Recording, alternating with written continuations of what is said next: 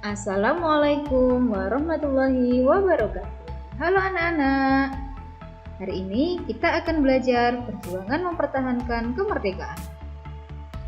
Ketika bangsa Indonesia memproklamasikan kemerdekaannya, banyak pihak asing yang tidak menyetujuinya. Pihak-pihak asing tersebut antara lain sekutu, terutama Belanda dan Inggris, demikian pula dengan Jepang. Perjuangan rakyat dalam rangka mempertahankan kemerdekaan Indonesia dilakukan dengan dua cara, yakni perlawanan fisik dan diplomasi. Perlawanan fisik dilakukan dengan kontak senjata, sedangkan perlawanan secara diplomasi dilakukan melalui meja-meja perundingan. Perlawanan fisik dilakukan di berbagai daerah, antara lain Pertempuran 10 November di Surabaya. Yang kedua, Palagan Ambarawa. Yang ketiga, Bandung Lautan Api. Yang keempat, Medan Area. Dan yang kelima, serangan umum 1 Maret di Yogyakarta. Perjuangan fisik dalam mempertahankan kemerdekaan Indonesia adalah bentuk perlawanan terhadap penjajah dengan kontak senjata. Pada waktu itu, senjata yang digunakan oleh pejuang-pejuang Indonesia masih tradisional, seperti bambu runcing, keris, dan tombak. Jika memakai senapan api, itu pun hanya hasil dari rampasan. Sangat berbeda dengan senjata yang dimiliki Inggris, Belanda, ataupun Jepang. Mereka sudah menggunakan senjata modern, seperti meriam, pistol, bahkan bom.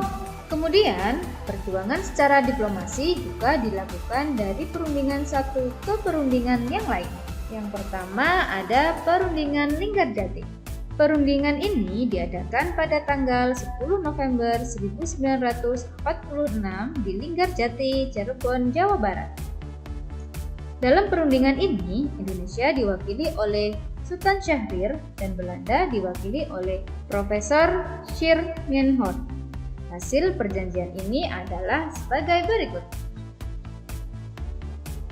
Belanda hanya mengakui kekuasaan Republik Indonesia atas Jawa, Madura, dan Sumatera. Yang kedua, negara Indonesia Serikat terdiri dari negara Republik Indonesia, negara Indonesia Timur, dan negara Kalimantan.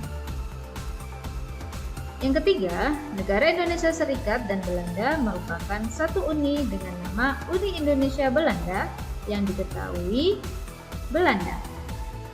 Namun, Belanda mengingkari perjanjian ini dan melancarkan agresi militer Belanda I pada tanggal 21 Juli 1947. Kemudian yang kedua yaitu Perjanjian Renville. Perjanjian Renville diadakan pada tanggal 17 Januari 1948 di atas kapal USS Renville milik Amerika Serikat. Isi perjanjian ini adalah sebagai berikut. Yang pertama, Belanda hanya mengakui daerah Republik Indonesia atas Jawa Tengah, Yogyakarta, sebagian kecil Jawa Barat, dan Sumatera. Yang kedua, semua pasukan RI harus ditarik mundur dari wilayah-wilayah yang dimiliki Belanda. Yang ketiga, Belanda tetap berdaulat di seluruh wilayah Indonesia sampai diserahkan kepada Republik Indonesia Serikat atau RIS yang akan segera dibentuk. Namun, Belanda lagi-lagi mengingkari isi perjanjian Renville dan melakukan agresi militer Belanda II pada tanggal 19 Desember 1949.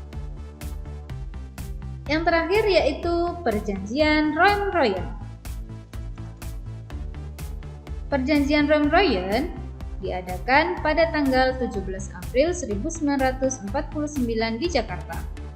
Indonesia diwakili oleh Muhammad Rom dan Belanda diwakili oleh Van Royen.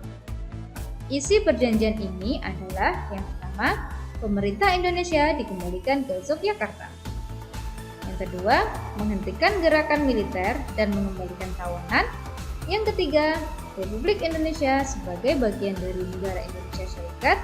Dan yang terakhir, akan segera dilaksanakan konferensi meja bundar.